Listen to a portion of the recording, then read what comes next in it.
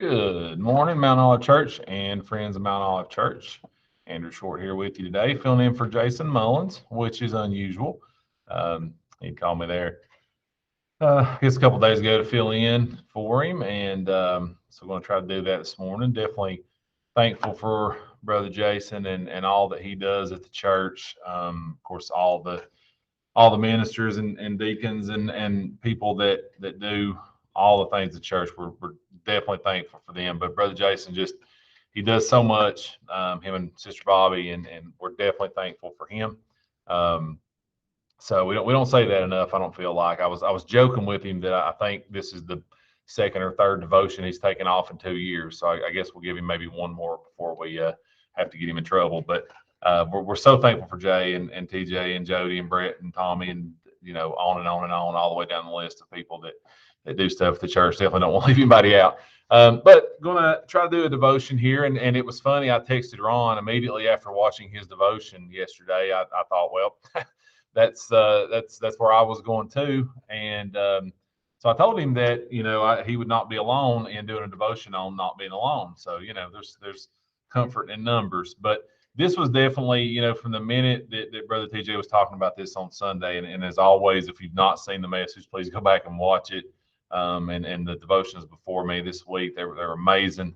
But this point just it hit me right between the eyes, and I was thinking about this. It seems that even though it did hit me between the eyes, I've still struggled with this all week. I've been struggling with this, just being transparent. I've been struggling with this for weeks now, months now, I guess. And it's that hit me right between the eyes because that's kind of where I'm at. But there was an awesome point and perfectly on time. But I've got to do a better job of giving that to God and realizing that I'm not alone, that He's there with me. But this was the quote from Brother TJ on Sunday that kind of stuck with me. He says, "The sovereign God of the universe, the God that created everything, right?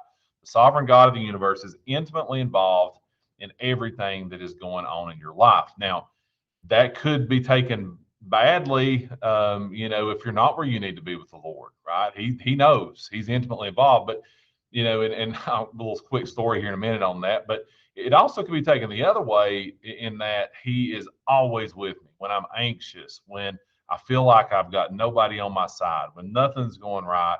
To just a random Thursday that is maybe just boring and normal. He's still there. He's intimately involved in that as much as he is in the big times and in the low times. But this, I was thinking about this and trying to think of a funny story as I normally do. And I was thinking back to my mom taught high school for a long time. I won't give the exact number; she might get mad at me, but she basically taught everybody in Pound, and including myself. And so my friends and I were standing outside the old Pound High School one day, and as kids do, we were up to no good. And one of my friends reaches over and he jerks my jersey shorts down. The kids used to do that. If you're of a certain age, you're probably like, why in the world would he have done that? But he pantsed me in front of all my friends, and I was like, okay, I'll get him back. So I go back and try to pants him. Well, about that time at the old Pound High School, we heard this on the window. We both look up to the window. There stands my mom with which a very similar look to this lady here on the screen, and she's giving us one of these right here. And so, much more than I would have liked back then in the late '90s, and Kay Short was way more intimately involved in the details of my life than I wish she would have been. But looking back on it, man, am I thankful that she was. We've joked and we've had a fun time with that story our whole lives. But definitely thankful that she was intimately involved in every single aspect that she could be as my mom. I'm sure there was some stuff she didn't want to know and some stuff she wished she knew more. But the God of all the universe, the sovereign God of all the universe, He's 100% in. He knows every thought I have, every good thought, every bad thought, everything I'm struggling with, everything I'm doing well with. And so, that to me should be more comforting than I allow it to be a lot of times. He is everywhere. He is with me all of the time. Here's from Genesis 39. Here was the where we were at on Sunday with Brother TJ, and he was talking about Joseph. And I just picked out two verses here, and there's a big gap in between them, but let's read them here. Verse 3 says, "And his master saw that the Lord was with him. So this is when Joseph is taken to Potiphar, and Potiphar first kind of, in my mind, kind of first meets Joseph, and he sees that the Lord was with him, and that the Lord made all that he did to prosper in his hand. And I bet Potiphar was thinking, all right, good deal. But he saw that the Lord was with Joseph. And so between verse 3 and verse 21, a lot happens. You know, Potiphar's wife comes. They have this situation where she tries to get Joseph to lie with her. He won't. He runs. He flees. All that stuff goes on. But what I like is in the end of this story, good, bad, otherwise, ups and downs. In verse 21, it says, but the Lord was with Joseph.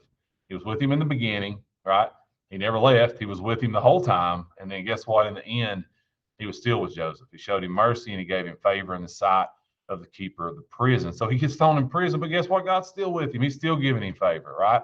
And so I love that. And so the reminder, I think, to me is, and we'll finish right here, the reminder to me is, you know, put your name in this blank, right? Think back over the time, maybe not out loud if you're in a group of people. You don't want people to think you're weird.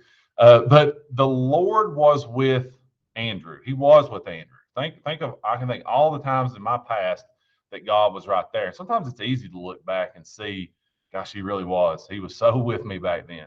The Lord was with me, right? The Lord was with Andrew. The Lord was with Jody. The Lord was with TJ. And so, but the second part of that is, and I think this is sometimes the part I struggle with, the Lord is, capital I-S, present tense. The Lord is with Andrew right now as I make this devotion. I hope it's not just me making it. The Lord is with me as I go through a rough day, as it feels like I've got nowhere to go and I have nothing good to offer anybody.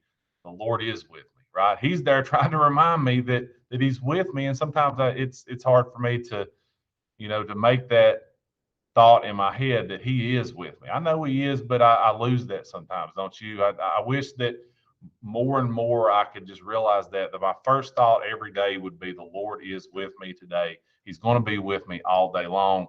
And so that should be comforting, I feel like, to us as a Christian people. So reminder of that today. The Lord, he's always been with you. You can think back over those times, and the Lord is with you right now. And he's going to be with you throughout this Thursday.